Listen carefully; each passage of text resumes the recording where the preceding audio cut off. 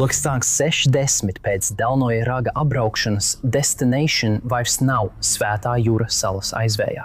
Vējš aizķer aplidojušos krabju grozus kā buru, liekot kuģim sasvērties vai noliekties pa kreisi.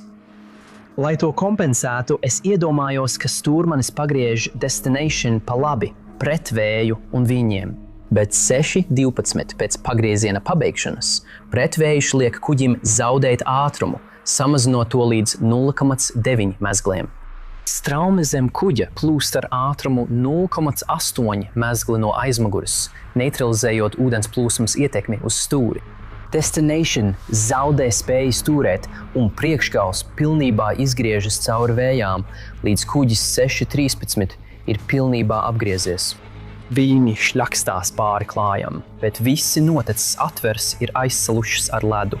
Trešā kravas nodalījuma piekļuves lūka ir atvērta un ūdens ieplūst kuģī. Pārslogoti krabju sprosti, ēsma novietota augstu uz klāja, uzkrājas smags ledus, un kuģis ar augstu smaguma centru zaudē stabilitāti.